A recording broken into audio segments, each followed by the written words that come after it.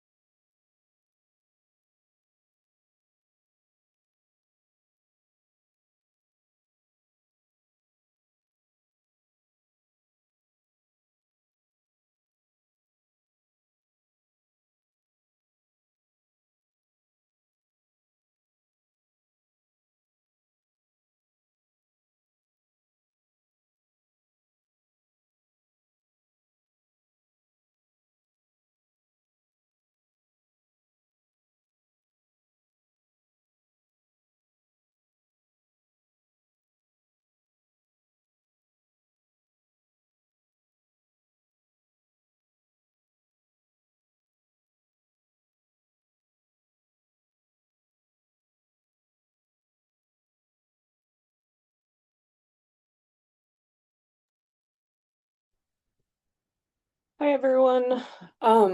We still have a number of people joining, but I'm going to go ahead and get started right on time because we have a lot to get through today. Um, my name is Sarah Close. I am the program director for the Climate Resilient Fisheries program at Blue Convergence Fund, and we are really excited to have you join us today. Before I say anything else, I want to make sure that folks know how to access interpretation for this event. We are using Wordly, which is an AI-based live translation app that will provide a real-time transcript of this webinar in whatever language you select. So you can access this in a couple of different ways, and you can see the instructions here on the slide as well. If you're using your computer, you can click the link in the chat that we will put in the chat. Um, or you can scan this QR code on the slide if you prefer to be seeing the transcript on your phone as the webinar goes on. And all you do is just select the language that you would like to have this written in. For attendees that join this webinar through the Zoom app, we will share Wordly with you. You can just as in the other platforms, select your preferred language and go from there. So we'll pause for a minute while people access Wordly, and please feel free to use the chat if you're needing assistance, and we'll help you troubleshoot that. And I believe my colleague Emily dropped the link in the chat already, and we'll drop that in again in a few minutes for folks who might join a few minutes late. Um, all right. I think we can go to the next slide, Dom. So briefly, I also want to cover some other virtual housekeeping before we really dive into the meat of the webinar. This webinar is being recorded. It will be made publicly available on our YouTube channel, and we'll be distributing the recording link to the distribution list and webinar registrants when it's ready. So feel free to share that link with others who may have been interested but unable to make it today. All attendees are muted upon entry. With so many people on the webinar, this just helps prevent any feedback or echoes. But we do really want to hear from you, and so we're saving time at the end of the webinar for questions. But you can use the Q&A panel at any point during this presentations to ask a question there, and then we'll have those queued up by the end of the webinar. If you have a comment or want to share something other than a question, you can use the chat box for that, but we won't be monitoring the chat closely during the Q&A.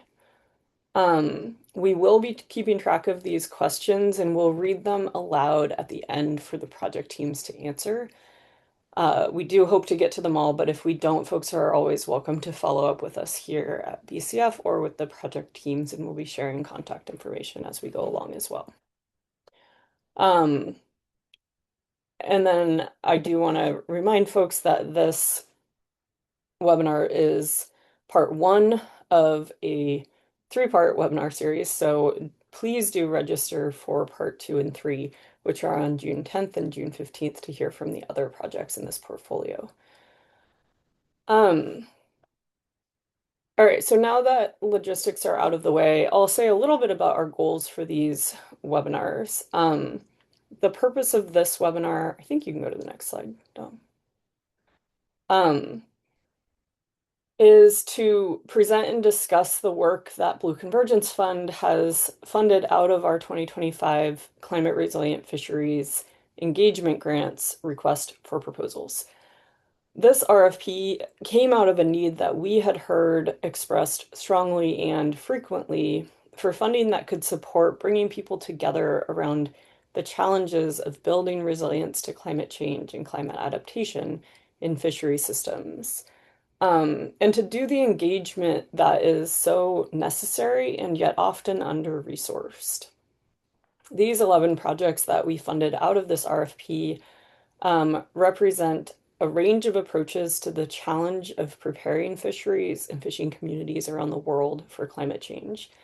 We're very excited to be at this point to have the project teams presenting their plans and sharing with you what they plan to do um, during their projects, which are all around 2 years in length. So, like I said, today is part one of a three-part series. I believe Emily's been putting the registration links for the other parts in the chat as already. We'll be hearing from four project teams today, and we encourage you to register for the other parts to hear from all 11 of the projects. Um, just one other note on this webinar. This is what we like to call a launch webinar. So project leaders are really sharing details about the work that they will do at the beginning of the project rather than only sharing results out at the very end.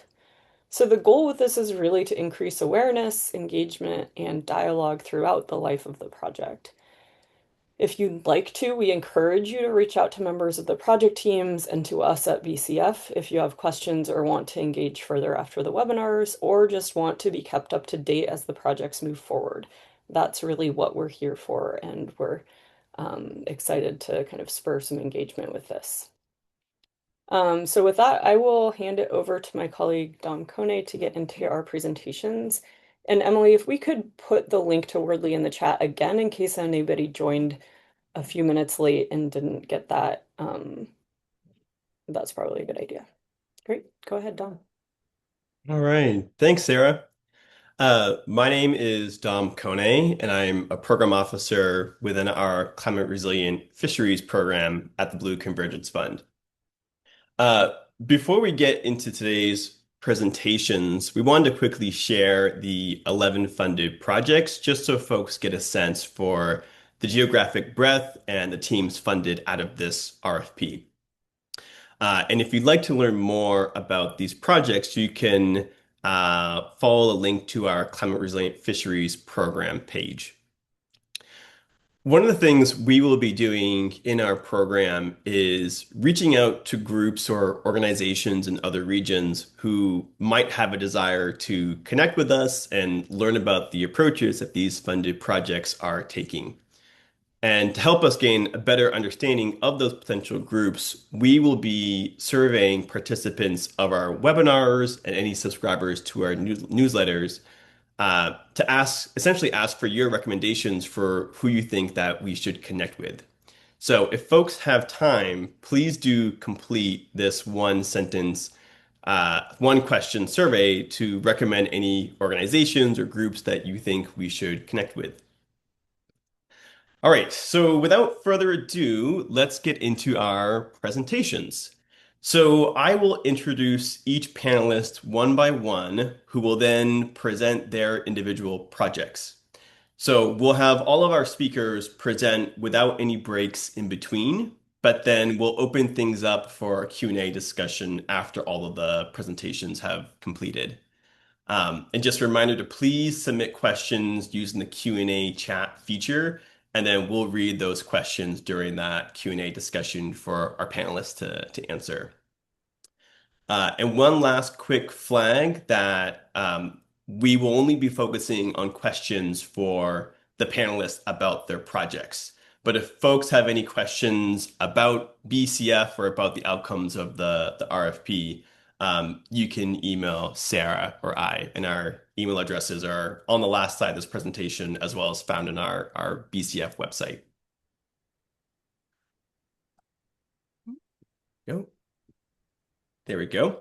All right. So with that, I'll turn things over to our first presenter, who is Shihu Akintola, who is with Lagos State University, and he's going to talk about their project in Lagos State, Nigeria. So over to you, Shihu.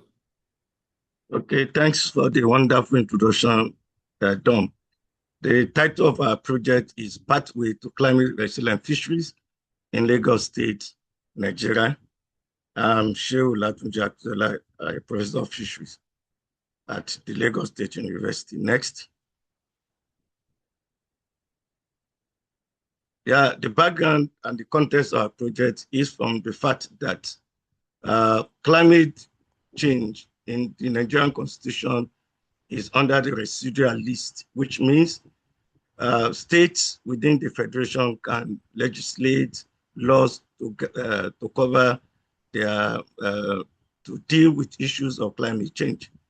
Lagos State is a coastal state in Nigeria with about 180 kilometers along the Atlantic coast and has thousands of small-scale fisher folks. However, it's like any other state. It's facing issues relating to climate change, which include flooding, coastal erosion, climate variability, and declining fish catches. There are two top documents which are the flagship for governing or managing climate change in Lagos State. These are the Lagos State Climate Action Plan and the Lagos State Climate Adaptation and Resilience Plan.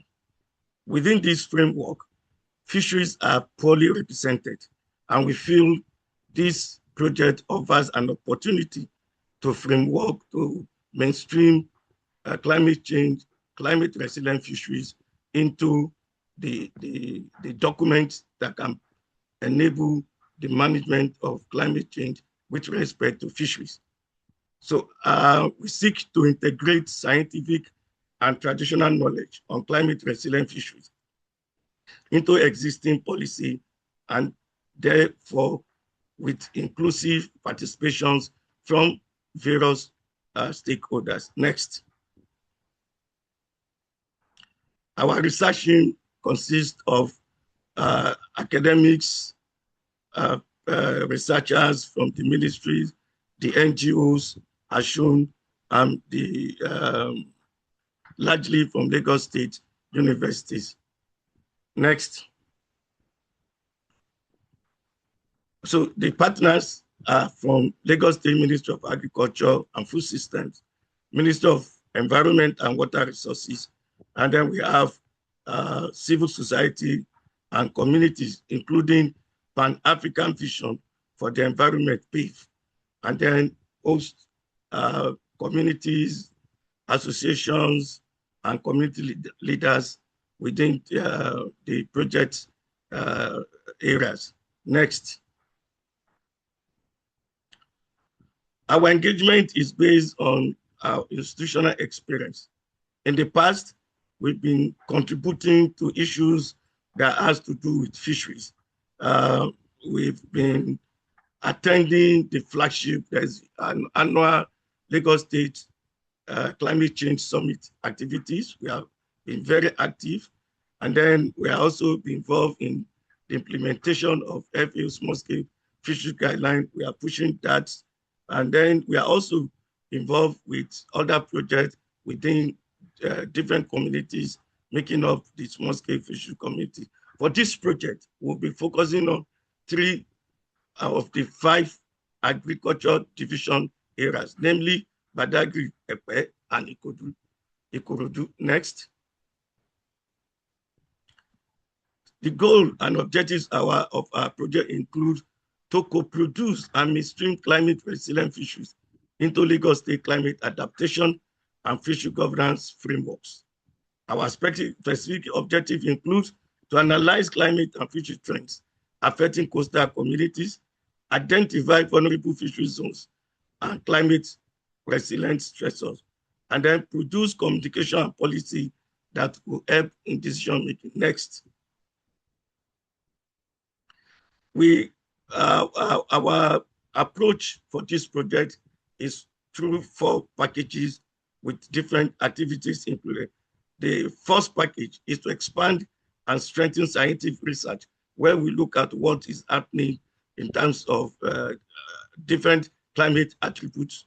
And then we also interact at the community level so as to get ideas from the communities. And then we then plan to bring all we have learned from package 1 and 2 to a stakeholder dialogue with the purpose of engaging every relevant persons that will move forward a better climate resilient fisheries. And then we plan to also reach out through journal publication, handbooks, and then translate these policies at the end of the day into different local languages. Next. So for scientific research, we are looking at climate trend analysis, vulnerability assessment, and then mapping of vulnerable fishing zones. For idea embrace, we'll be dealing with discussion groups, traditional ecological knowledge, and relevant documentation to show what kind of activities is happening at that level and what we can learn. And then for policy and stakeholder dialogue, it will be a multi-stakeholder workshop, including different people and different levels of engagement that deals with being able to mainstream climate change, climate resilient fisheries into relevant document or a standalone document as it may. Our communication output will include policy brief, creating awareness material, media outreach, and then climate resilient fisheries handbook. Next.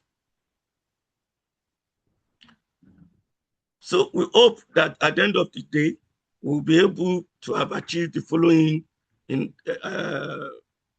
as part of our output: integrated climate resilient fisheries, to integrate climate resilient fisheries into Lagos State climate framework, increase participation of officials in decision making, better climate adaptation awareness, improve climate and resilient data sets, better understanding of fisheries vulnerability, at least with the context of Lagos State. And then we'll be able to also increase the knowledge space by putting into the knowledge space publications, journals, policy briefs, and the rest. Next. So for us, we believe that ultimately, climate resilient fisheries is a recipe for food security, secure livelihood, cultural sustenance, and sustainable development. Thank you for listening. I look forward to your question. Next. Next. Thank you. Okay, thank you. Thanks, Shihu. Here we go.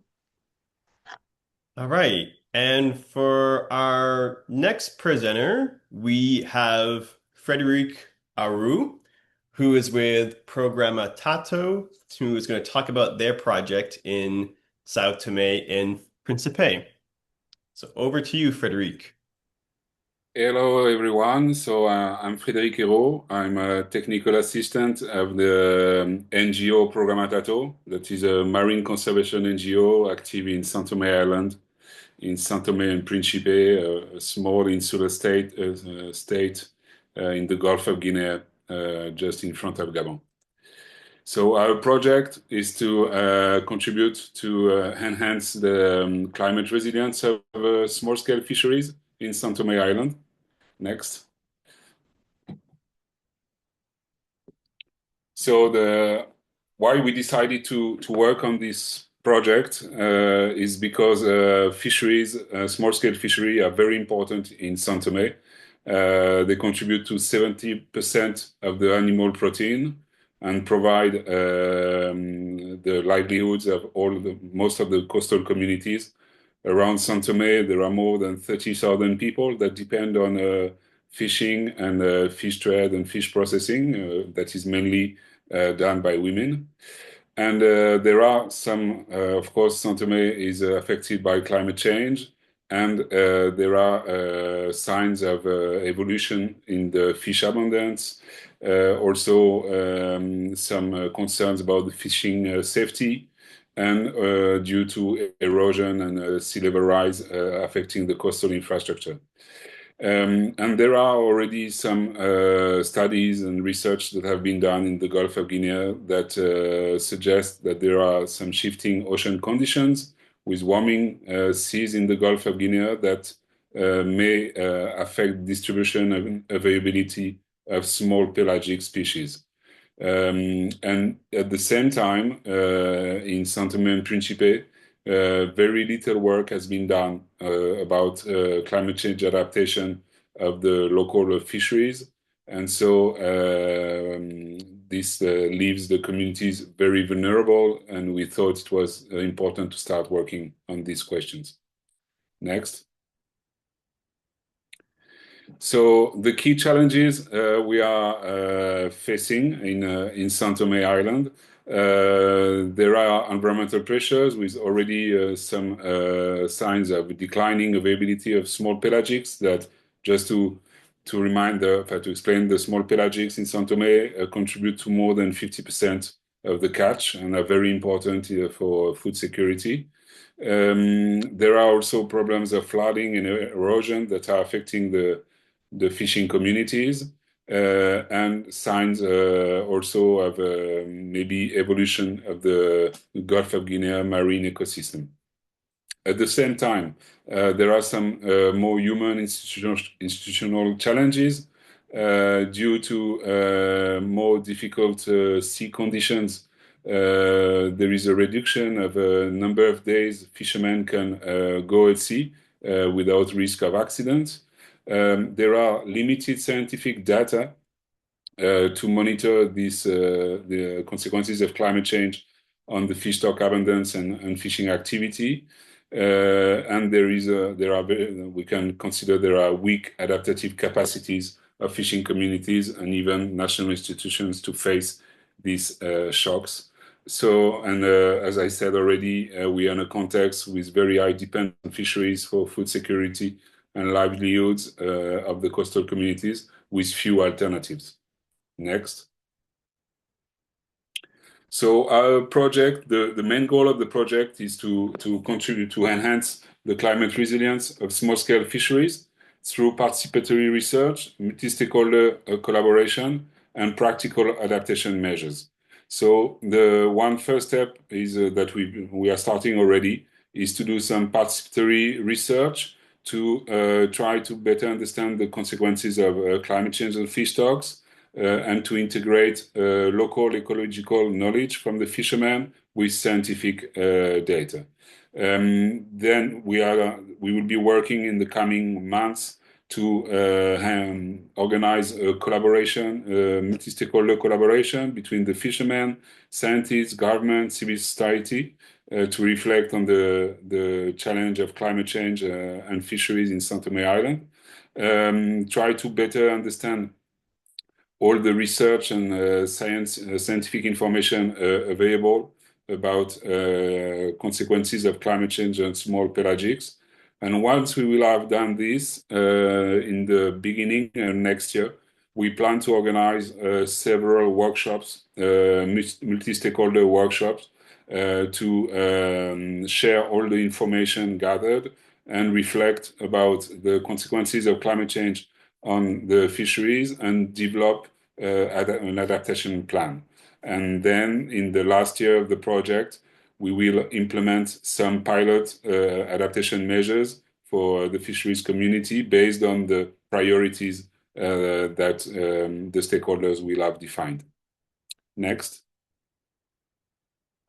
So our project team, so as I said in introduction, we are a marine conservation NGO that is active since 2018 with a team of more than 80 staff, including marine biologists, community conservation agents that are dedicated to protecting São Tomé marine environment. And for this specific project on climate change and fisheries, we will be working, and we are already working with the Department of Fisheries and Aquaculture, the University of São Tomé and Príncipe, also the University of Algarve in Portugal, and the National Federation of Association of Fishermen and Fishmongers of São Tomé and Príncipe, and of course all the fishing communities that are specialized in small pelagic fisheries. Next. So our planned approach and activities is, of course, to try to have an approach that is participative and inclusive, involving all the stakeholders. So we are working on this at the moment, trying to raise the interest of all the stakeholders on our project, do this research monitoring involving the fishermen and the university and department of fisheries and aquaculture to monitor sea temperature. For the catch and effort, we arrived to conclusion with the Ministry of Fisheries that it was more interesting to value all the data are already available. So we are going to be working on this and make data analysis and synthesis of all the information available that will lead us to adaptation planning and finally to the implementation of some adaptation measures. Next. Among the possible planned adaptation measures, although we don't know yet what the fishermen, the government, the scientists will consider more priority and pertinent, but eventually we'll be working on developing a early warning system to inform the fishermen about risk at sea. Also, eventually distribute some safety equipment like GPS device, life jackets to enhance the safety at sea of small-scale fishermen. Also, incentivize participatory management of the fish stocks, and this, of course, there is already a dynamic in going on in São Tomé with the MPA network development and so on. Also, why not some seasonal closure or some effort control, some species diversification, as the small pelagics might be more affected by climate change in São Tomé. It could be interesting to support fishermen to target more large pelagic or demersal fishes. And we are working already on an experimental fishing project aside in parallel that can provide some interesting way forward. And also, why not investing in livelihood diversification for some coastal community members? Next. And that's it. Yeah, thank you. Thank you all. And thank you to the Blue Convergence Fund to support us in this very interesting and innovative project in São Tomé. And we will keep you all informed. Thank you very much. All right. Thanks so much, Frederic. There we go. And next, I will turn things over to Dan Creer, who is with the Inter-American Tropical Tuna Commission, to talk about his team's project in the Eastern Pacific Ocean. So over to you, Dan. Awesome. Thank you so much, Dominic. Yeah, I'll be talking to you all briefly about our climate environmental change scenario planning exercise. But first, oh, sorry, next. But first, I want to kind of introduce everyone to IATTC, or the Inter-American Tropical Tuna Commission. We are essentially responsible for managing tuna and tuna-like species along the Eastern Pacific Ocean, from Canada down to Chile. You can see our management area is located in orange there on the map. We are considered a tuna regional fishery management organization, or RFMO.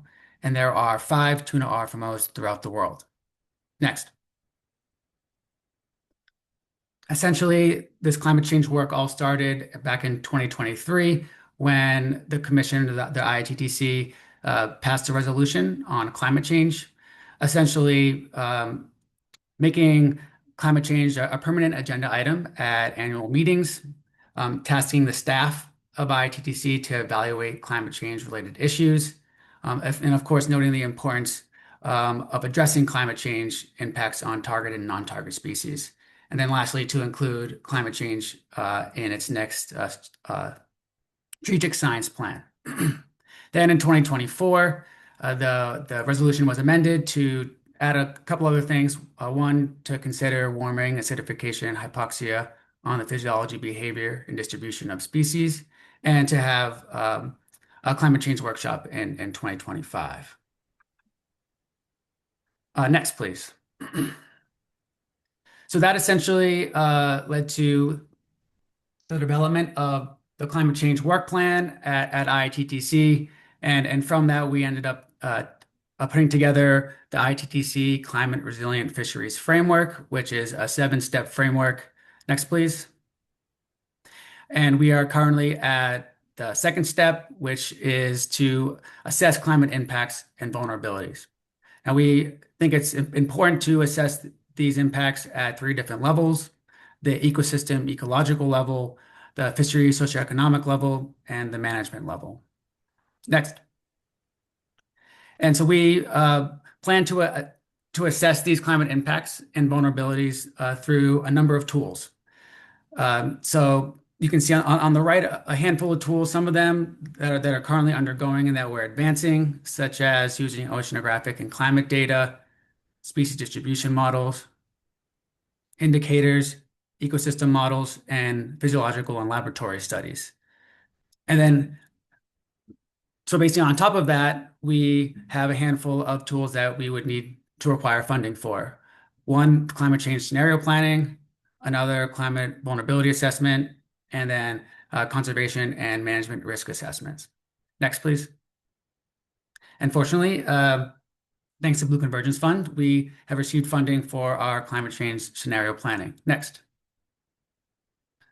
So essentially, our main goal for the scenario planning is to have this exercise that incorporates diverse stakeholder input and develop adaptive management strategies for tuna fisheries in the IITTC convention area.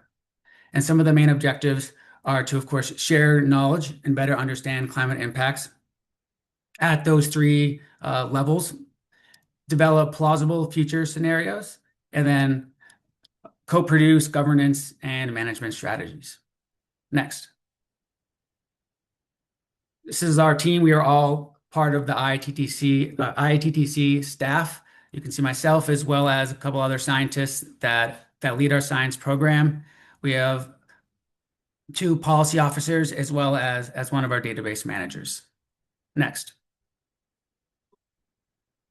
All right, so basically how scenario planning works is the first step is to establish kind of the driving forces of change within IITTC or within the organization. So this could be oceanographic changes, biological changes, socioeconomic changes.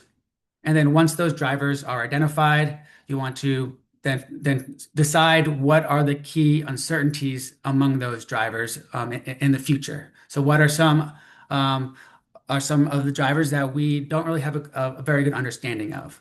And you cross these drivers, and this ends up creating kind of a quadrant here. And this quadrant is then brought to a first workshop. At this workshop, we will have a handful of diverse stakeholders. This would be managers, fishers, scientists from all of our member countries. So again, anyone that fishes within the IITTC convention area for tuna will have representation there. We want to make sure we include small-scale tuna fisheries as well as industrial fisheries. And so during this first workshop, we have that quadrant, right? And we'll be breaking up people into different groups. And essentially, due to those uncertainties, we can create 4 different scenarios. And so these scenarios will be plausible scenarios for IITTC in the future. And essentially, the workshop members will develop what life would be like under these scenarios, under each scenario. And then as a result of this workshop, there will be 4 kind of plausible scenarios that IITTC could look like in the future. Then those 4 scenarios get carried over to a second workshop, which will consist of more of the decision makers in the process. So these will be the main commissioners representing various countries that actually make the regulations for IITTC. And during this workshop, these individuals will develop management strategies that would allow IITTC to be better prepared for these 4 scenarios, or more robust to these 4 scenarios. Next, please. One other key kind of activity that we plan is to develop a climate portal that will share the scenario planning steps and the results. It also will share some of the other projects that we have going on, or tools that we will be developing over the years. And we also will be presenting all this work to IITTC and its subsidiary bodies. Next. So lastly, just some desired outcomes and impacts. We hope to have roughly 4 plausible, agreed upon scenarios from that first workshop developed by participants. The second is to have a kind of a final set of prioritized governance, management, and monitoring recommendations that promotes climate resilient adaptive management measures. We hope that this exercise will educate our stakeholders and our members, as well as our staff, and then of course educate the international fisheries communities, which we hope will participate throughout this process. Next. And with that, thank you very much for having me, and I'm excited to take any questions during the question period. Thanks, Tom. Right. Thanks, Dan. All right. So then, here we go, computer. Let's advance. Our last presenter, but certainly not least, is Fred Kunu, who is with the African Group of Negotiators Expert Support. And he's going to talk about his team's project in Tanzania. So over to you, Fred. Thank you so much, Dominic. Just to confirm that I can be heard loud and clear. Yes, we can hear you clearly. Wonderful. Yeah, so I'm here to speak about the project for Tanzania, generously funded by the BCF team. The project basically is trying to inform policy and management of fisheries by utilizing science, but also indigenous and traditional knowledge. And the title of the project is an inclusive, multi-stakeholder, evidence-based approach towards climate resilient fisheries management in small-scale coastal fisheries in Tanzania. And basically the aim is to strengthen climate resilient small-scale fisheries management by capacity building the decision makers and managers of this system. Next slide.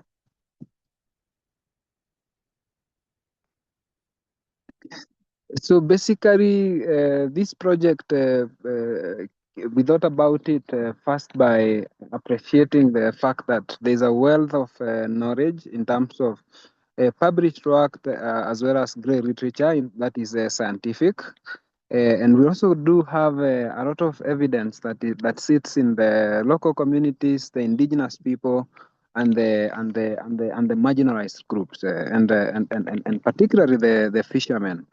But and especially for the indigenous and traditional knowledge, rarely do that knowledge find itself considered during policy making process, either if the process itself does not consider this, or the outcome that is in form of the strategies, the policies, and the actions plans do not have good entry points for involving these kind of communities. And therefore, based on that, and based on the fact that Tanzania, one of the countries within the West Indian Ocean region, has a very good resource base in terms of marine and coastal resources that support coastal small-scale fisheries. The country has a coastline of about 1,424 kilometers. And in that, the territorial zone that the country has jurisdiction over, as well as the exclusive economic zone that the country has partial rights on, extends to above 64,000 kilometers. And 4 million people in that country depend on small-scale fisheries, either for food on a day-to-day basis, for income, and other forms of benefits, including ecosystem services. And in terms of contribution to the economy, it contributes around 1.7 to roughly around 1.8 percent of the gross domestic produce. Just that is just small scale fisheries. We've not gone to industrial, and therefore the ocean resource there is quite productive. And among the ecosystems that this country is blessed to have includes coral reefs, mangroves, seagrass, salt marshes, and the others that act as breeding zones for reef fish, another type of fish that find themselves in the market of small-scale fisheries on a day-to-day basis. And then there are many species found there, as well as various communities. There are several ethnic communities in Tanzania, and many of them depend on these small-scale fisheries. And therefore, the blue economy forms a very good foundation for this country. Next slide. So, like I mentioned, so the benefits are quite many, including contributing a lot to the GDP, contributing to livelihoods of the community on a day-to-day basis, as well as employing a lot of people in Tanzania. Next slide. So for this project, some of the risks that we are interested in include issues around the issues of warming seas and how it's affecting small-scale fisheries, coral bleaching, shifting fish stocks, issues around extreme weather, erosion, mangrove loss, and food security risks. Next slide. So for this project, like I said, so we are focusing on Tanzania, and specifically we are focusing on north coast of Tanzania, and which is facing warming seas, and corals there are breaching. And then we also have the focus on south coast Tanzania, as well as Zanzibar. And the target people will be governments, the beach management units, the small-scale fishermen themselves, the women who are involved in post-harvest activities, scientific communities, and the rest. And basically what we are trying to do is look at how can we combine indigenous and traditional knowledge together with science to inform better management, and that is by adjusting or rather amending the management plans if possible, but also importantly, capacity building the decision makers and manager to be able to integrate this. Next slide. And this project basically has 3 components. The first component will be a situational analysis and evidence synthesis, whereby we do a research on what are the climate risks that the small scale.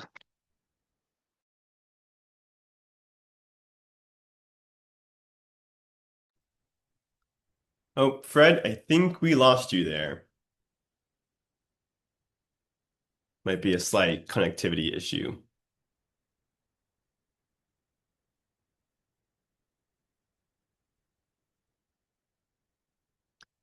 Fred, can you hear us?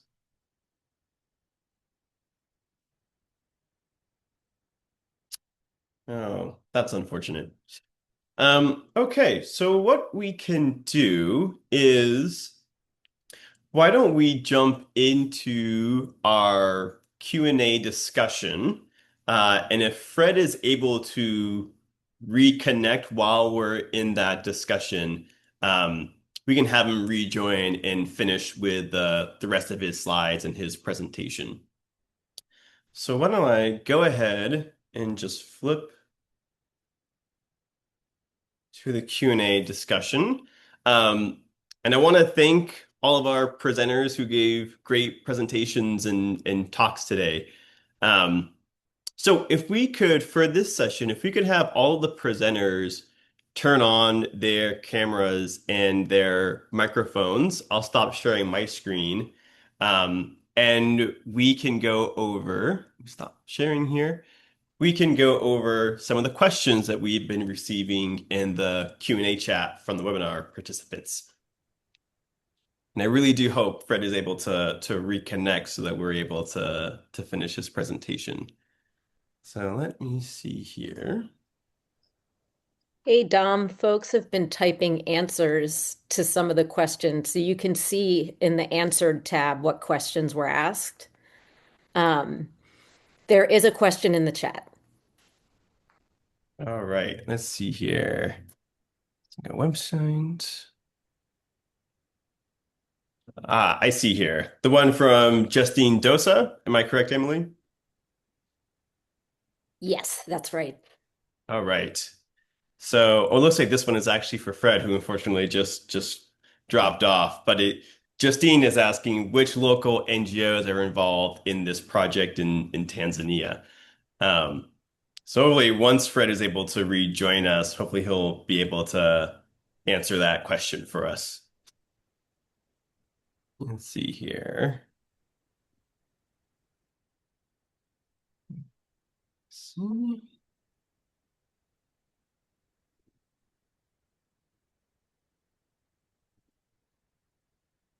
Here we go.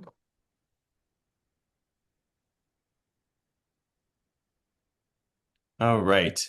I see that some of these questions have already been answered, but I will just sort of ask folks to repeat their answer just so everyone can see the responses. So I'll start with this last question here from Wilfred. And it looks like this one is for Frederic.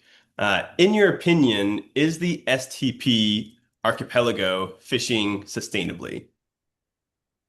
So Frederic, over to you. Yes, thank you, Wilfred, for this question. It's a very broad question, but because we should consider either we speak about industrial fishing or small scale fishing, but I'm more aware of what's happening in the small scale sector.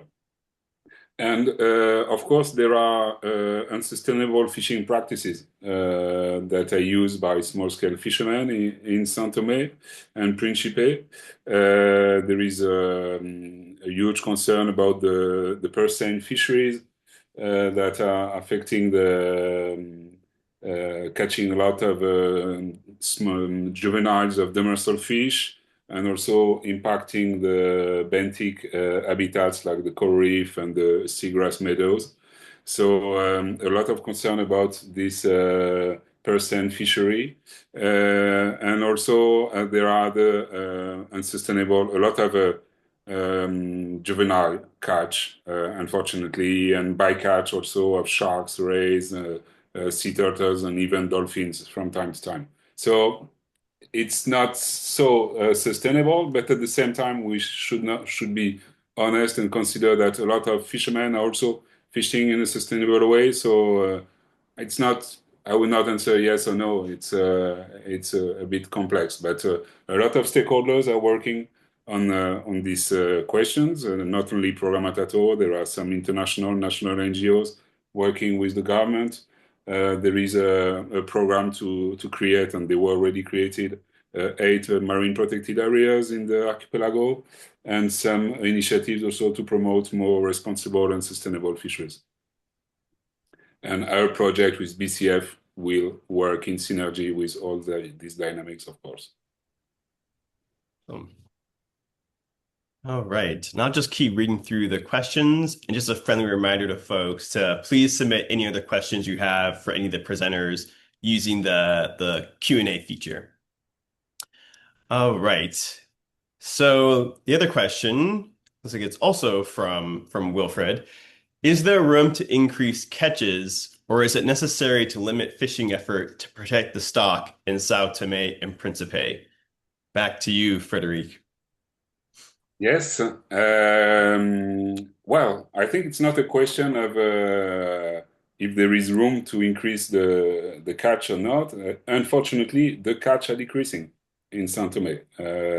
But it's not only because of climate change. It's also because of some unsustainable fishing techniques, the increase also of small-scale fishermen, because there is no way. It's very difficult to control the effort, the fishing effort in São Tomé because of the socioeconomic vulnerability of the coastal communities, the lack of economic opportunities.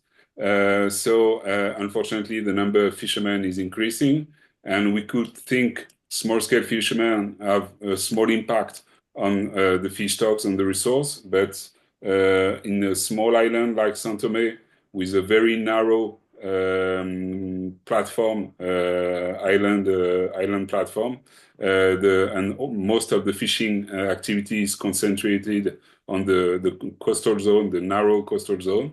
There is already signs of decline.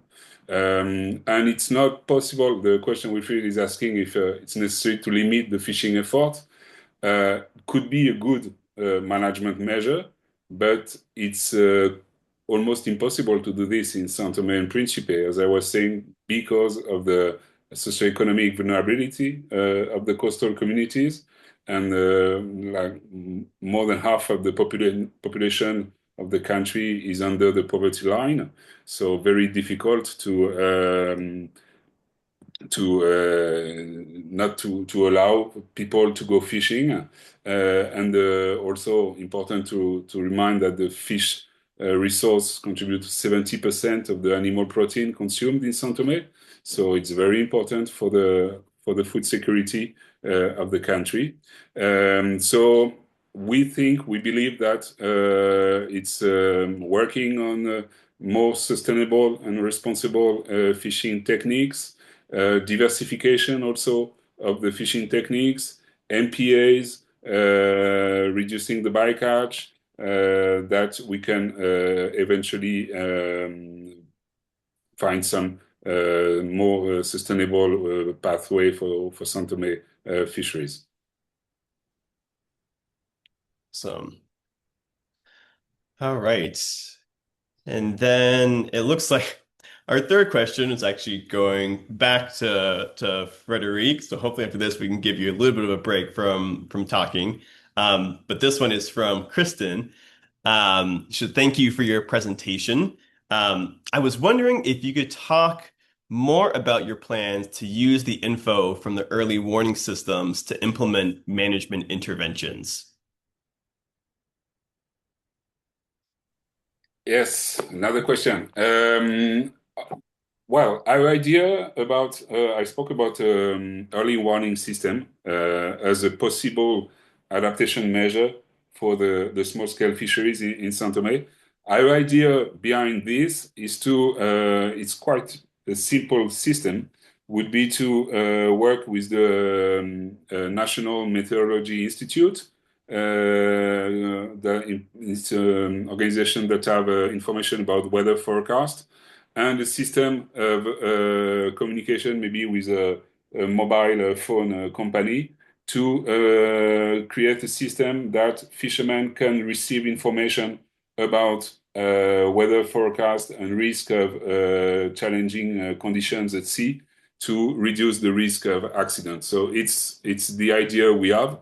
But as I explained in my presentation, we decided to leave open until now what would be the priority adaptation measures supported by the project, because we think it's really important to let the fishermen, the government, the scientists, the NGOs reflect and discuss all together to identify what are the more priority measures to be implemented. But early warning system could be one of them. Wonderful. Thank you. And it looks like we don't have any other questions in the Q&A chat, but I am seeing that Fred was able to rejoin us. So I think this is a little out of order, but oh, I see someone oh, the hand is gone. Fred, are you back with us? Yes, hello, Connor. I'm back. I had a power cut and my Wi-Fi was out, but I'm back and happy to continue on from where I left. Yes, I think that's a great plan. Why don't we let you finish your presentation? We were just answering some questions and then we can go ahead and wrap up the webinar. So let me go back to your slides and I'll share my screen and I will turn things back over to you.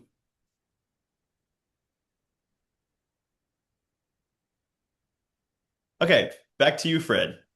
Thank you so much. So basically, what I was trying to allude is that the focus of this project is to see how we can capacity build the fisheries decision makers and managers to be able to integrate indigenous and traditional knowledge together with the wealth of science that is there.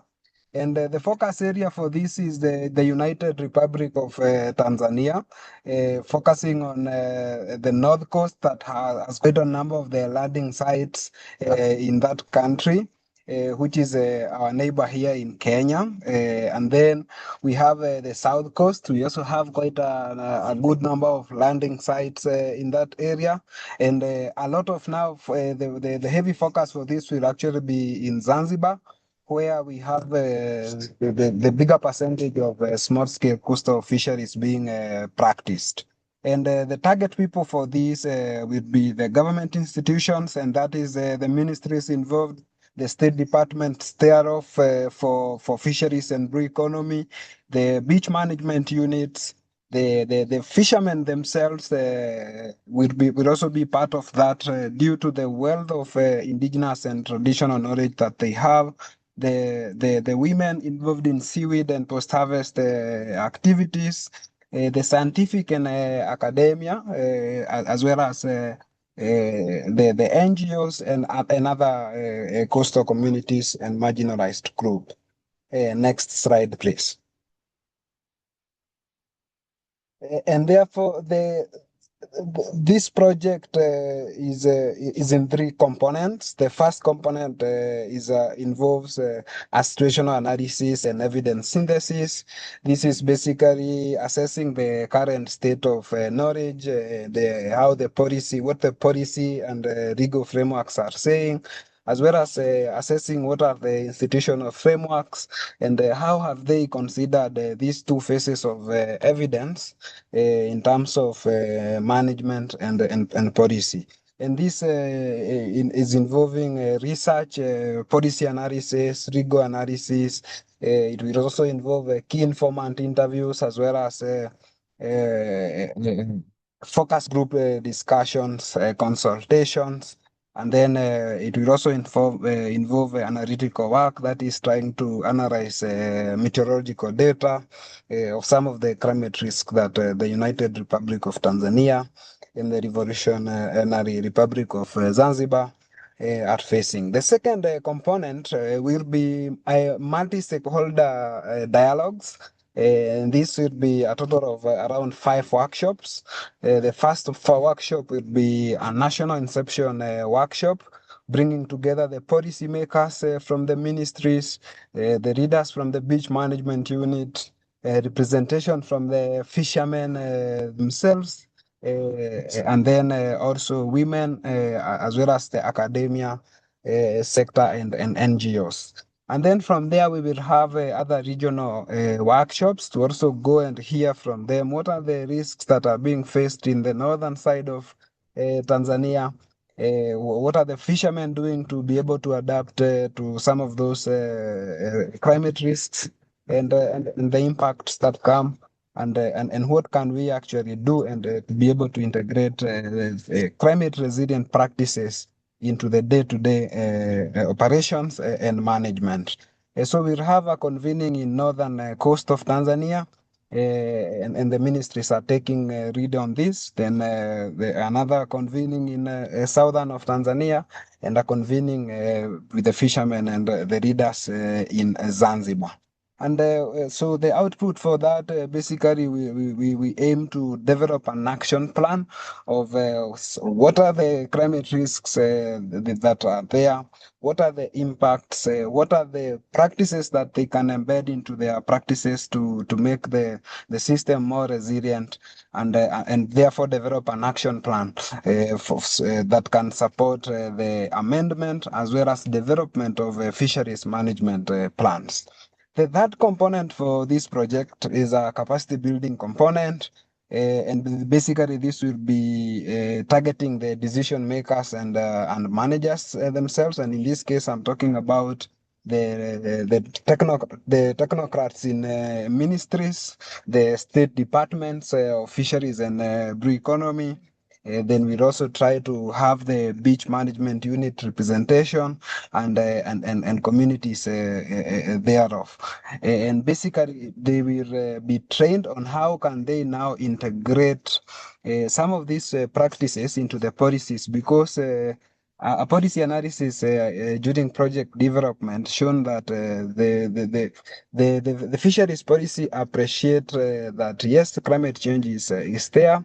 However, it does not appreciate that where to identify some of the practices to make the sector adapt and become more resilient. So we will train them on how to do that, how to integrate that evidence better into the policy, with the name that they can also, it will be more of a trainer of trainers. They can also capacity build other managers and decision makers working in the same line and system, and therefore ensure that the fisheries management becomes more resilient thereof. Next slide, please. Fred, I apologize. We are at time for the webinar, so I'll sadly have to stop the presentation there.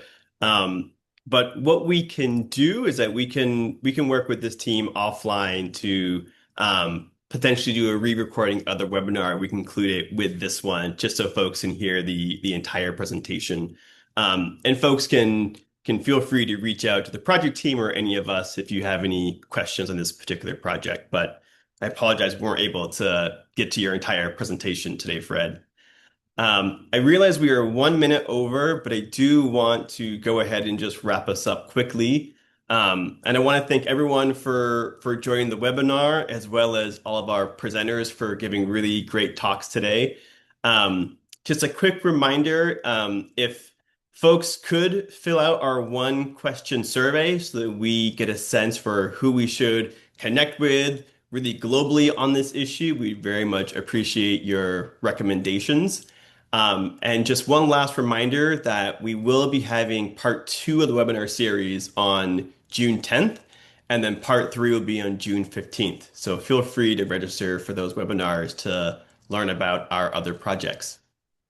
Other than that, thank you all for joining, and I hope you all have a good rest of your day. Thanks, folks.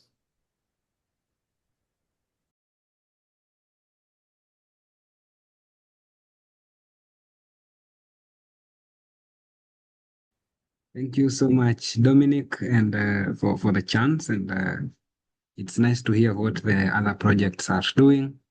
So I'll be presenting about the Tanzania project, which is titled An Inclusive Multi-Stakeholder Evidence-Based Approach Towards Climate Resilient Fisheries Management in Small-Scale Coastal Fishing Communities along the coast of Tanzania. And this project basically tries to strengthen the resilience of small-scale coastal fisheries by championing for integration of indigenous and traditional knowledge, together with the wealth of scientific knowledge that already exists. This project is generously funded by the Blue Convergence Fund. Next slide. So basically, the resource base for Tanzania. Tanzania has quite a lot of marine and coastal resources that support small-scale fisheries, and this includes huge coastline, both the territorial and exclusive economic zones, and a lot of people, above 4 million Tanzanians, directly depend on fisheries and aquaculture. But also the small-scale fisheries sector contribute significantly to the national economy of the United Republic of Tanzania, contributing approximately 1.7 to 1.8% of the GDP.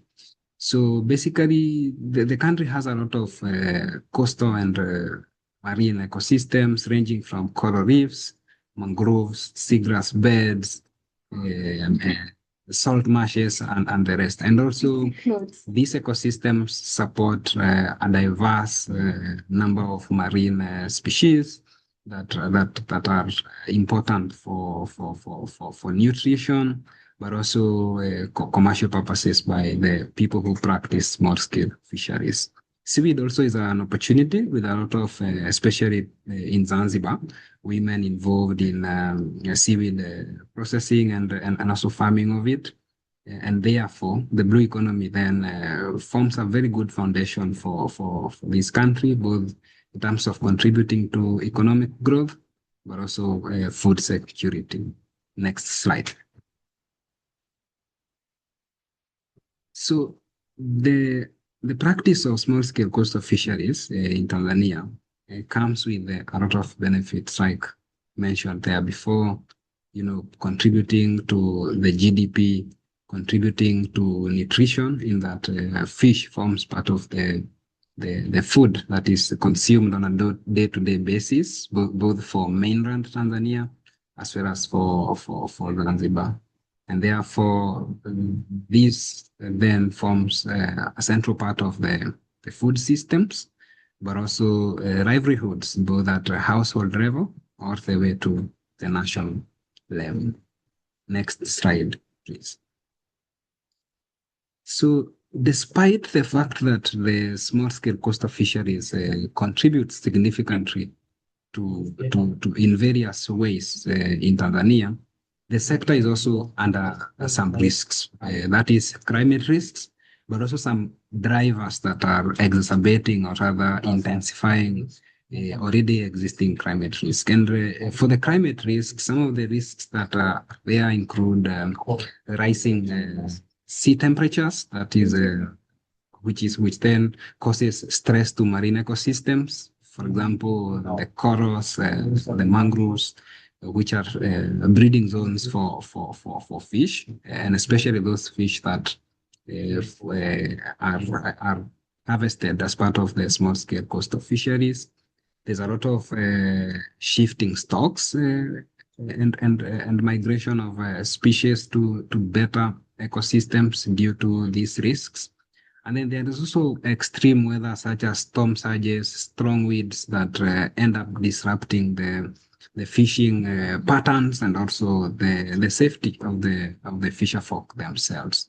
Then we also have coastal erosion, and that is also happening due to climate variability upstream and coming down with a lot of sedimentation and siltation, or that then causes erosion, and this puts a risk to, for example, mangroves, which offer crucial ecosystem services such as shoreline protection and the rest. There's also risks around livelihood and security risks, in that the lower catches then means the income at household level is not very sufficient. Next slide, please. So, based on that background, it's against that background that the Agnes thought about developing this project that tries to respond to the problem of the small-scale fisheries not being resilient, and particularly some of the driving factors being that climate has been mainstreamed within planning, but once you come to implementation, a gap remains. And particularly when we are speaking about implementation, there's a big gap in terms of how science is being integrated with indigenous and traditional knowledge, to be able to inform better management. And therefore, this project aims to strengthen fisheries management by integrating these two forms of evidence, that is indigenous and traditional knowledge, but also scientific knowledge that marine scientists and researchers have conducted. And the focus area for this project is the United Republic of Tanzania.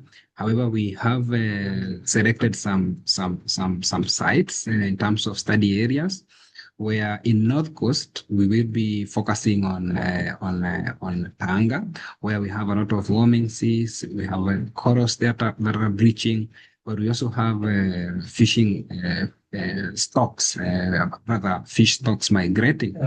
And in terms of Zanzibar, we will be focusing on Ugunja, being one of the areas concentrated with small-scale coastal fishing activities. And then finally, we'll also be looking at South Coast mainland Tanzania.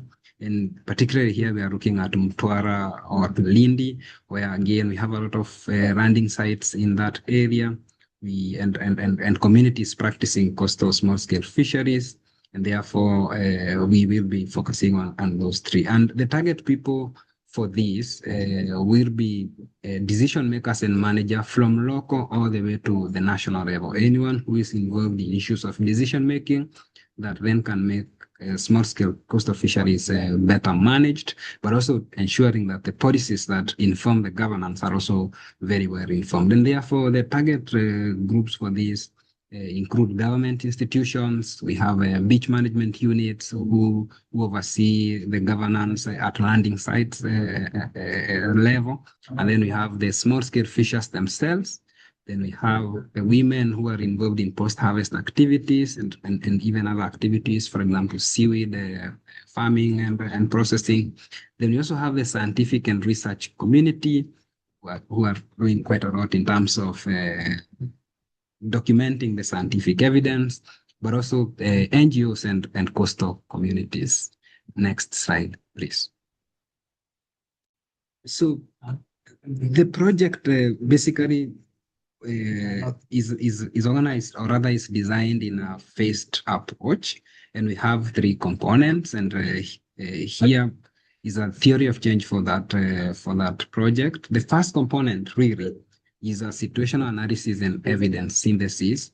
And this basically is to try to assess the current state of knowledge and also do a legal and policy and institutional analysis to see who is involved in decision-making and management of small-scale fisheries in Tanzania, what level of influence do they have, and what are some of the opportunities that then arise to improve the governance.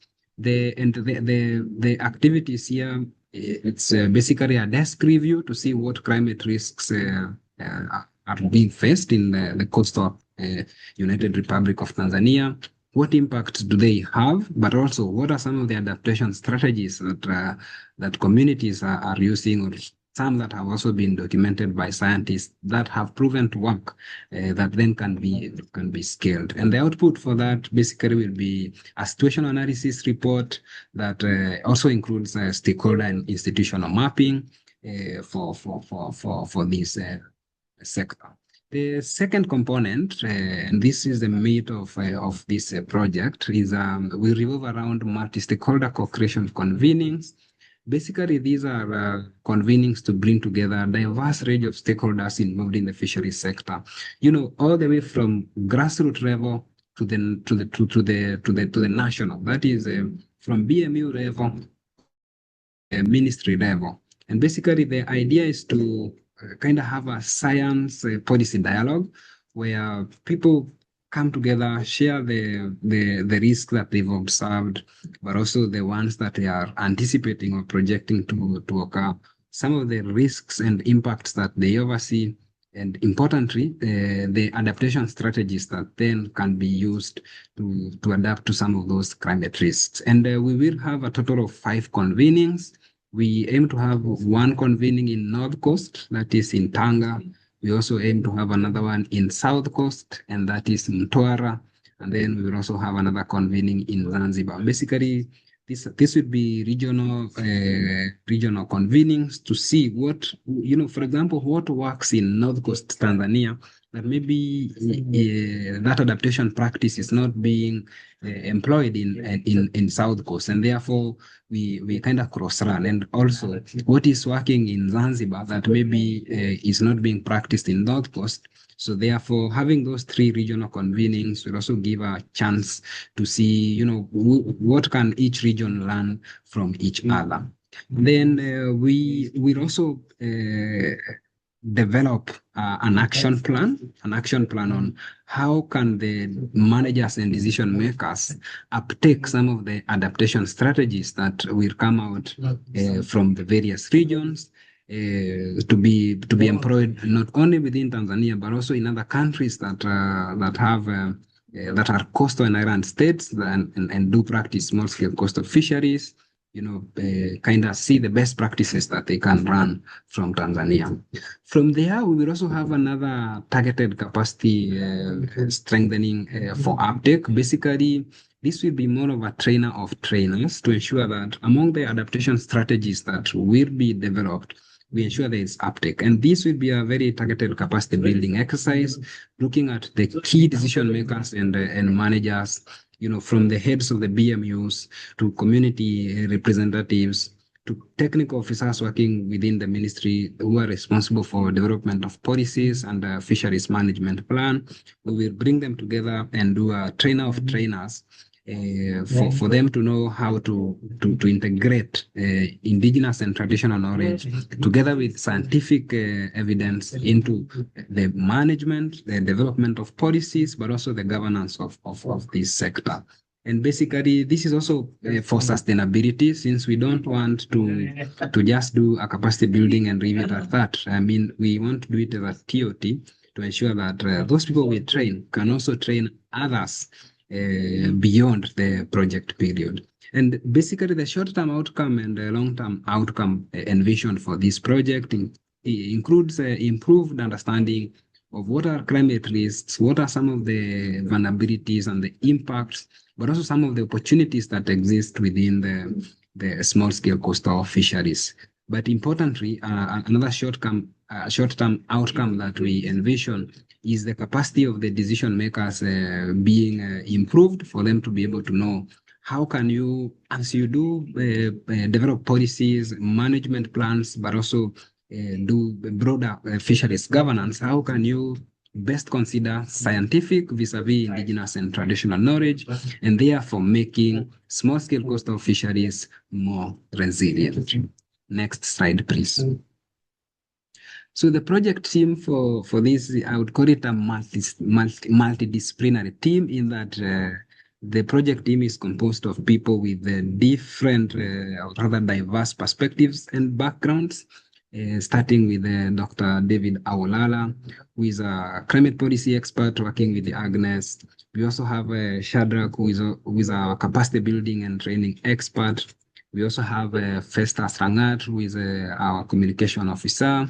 We have Marion Wabala, who is our finance and administration lead. We have Lin Chepcheng, who is our gender officer.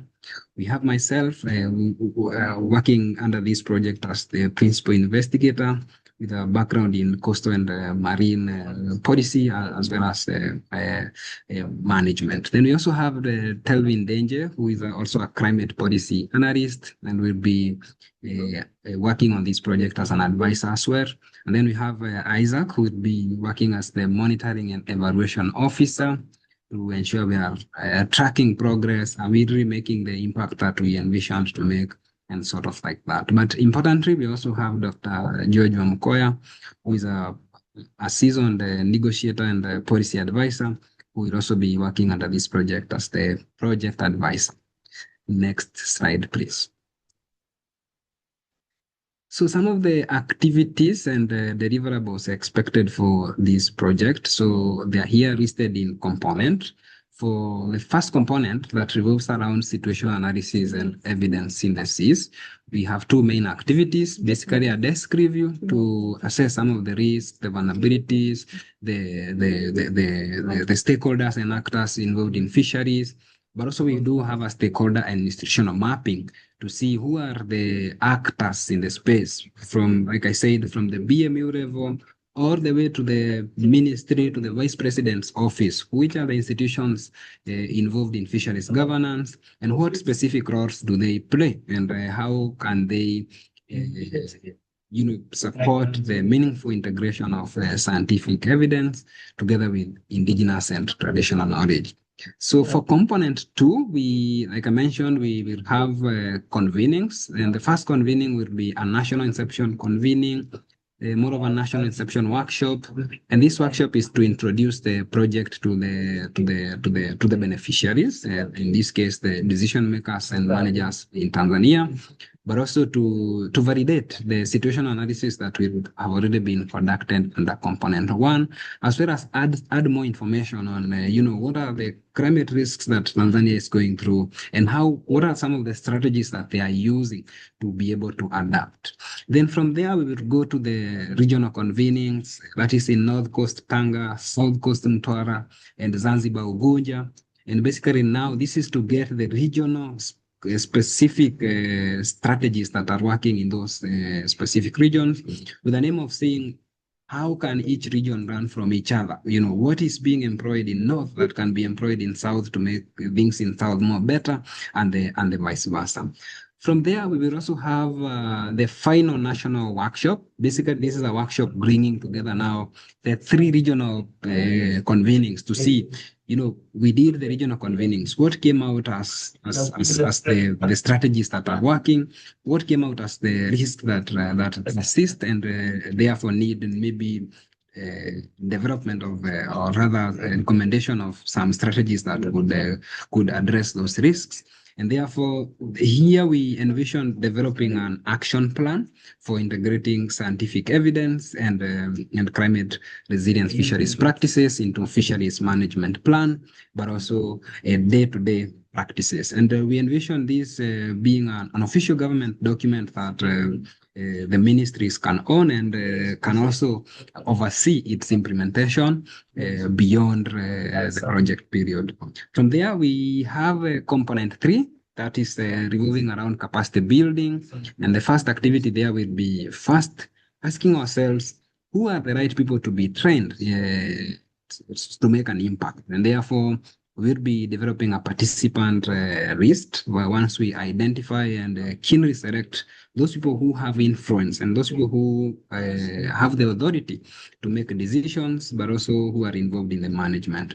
Once we identify the people to be capacity build, then we'll go ahead and develop a training curriculum. This will be a collaborative effort between the AGNES, the ministries involved, the non-governmental organizations involved, but also the universities and institutes involved in fisheries training in Tanzania. And this, for example, includes the Tanzania Fisheries Research Institute, the Zanzibar Fisheries Research Institute, that among the many things they do, fisheries training is one of their mandates. And therefore, to ensure we are not duplicating or rather repeating what is already existing, we will leverage those institutions to see what have they done, what can we add, and therefore collaboratively develop a curriculum that can be used now, but also in the future. Once we develop the curriculum, then we will go right ahead to the delivery of the training workshop itself. So this will be in form of a workshop. We envision a 5-day workshop, bringing together the selected participants to be able to be trained now. How do you, in your day-to-day operations, in your day-to-day work, within fisheries management and governance, how can you better integrate science with indigenous and traditional knowledge? How can you better consider these two forms of evidence as you do policy formulation and such kind of things? From there, we will also have a post-training follow-up and mentorship. Basically, we envision creating kind of a community of practice. We don't want to train people and just leave it at that. We want to follow up and see how did you, as a fisheries manager and decision maker, benefit from the capacity building, and how are you actually utilizing some of those skills that you gained on a day-to-day basis to ensure that the management of fisheries then becomes more resilient and sustainable. So this will be more of a community of practice. We want to create a platform where these people can interact, especially the trainer of trainers. It could be a WhatsApp group, could be a digital hub, but yes, we just want to have somewhere where these people can continue on the conversation even beyond the project period. And then lastly, the activity that will be cross-cutting across all the components will be communication and outreach, where we will be utilizing our social media platforms and other forms of communication avenues that exist, may it be newspapers, government communication departments, radios and those kind of things. We will be utilizing that to ensure that we communicate the project activities, the outcomes, as well as the impact in the project entirety. Next slide. So the partners involved in this project, first, and thanks to our generous donors, the Blue Convergence Fund, they have funded that project. But importantly, the Ministry of Livestock and Fisheries in mainland will be taking lead to implement this project on the mainland side. Then we also have the Ministry of Blue Economy and Fisheries from Zanzibar. We'll also be taking lead from the Zanzibar side. And then we have two NGOs that we also engaged, and they expressed interest to support in the project implementation. And in this, we have Wayomsa, who will be supporting due to their wide network of experts within the West Indian Ocean region, but also leveraging on some of their ongoing projects already in Tanzania. Then last but not least, we'll also be supported by the IOC Africa, that is the Intergovernmental Oceanographic Commission, and with the vision for IOC being, how can we have this project registered as part of the Ocean Decade activities or rather projects contributing to the wider targets, and particularly we are speaking about Challenge 3 of the Ocean Decade that revolves around blue foods. Next slide. Yeah, and that's it in a snapshot. That's what this project is trying to do in a short sentence. We are trying to strengthen the capacity of decision makers and managers to be able to integrate scientific evidence together with indigenous and traditional knowledge. These are two forms of evidence that for many years they have not, seen each other, or rather pollinated each other, or rather informed each other very well. So we want to see how can we better integrate these two forms of evidence with an aim and vision that by doing so, climate, or rather small-scale coastal fisheries will be more resilient. So that's the Tanzania project. I would like to give it back to the chair. Dominic, over to you.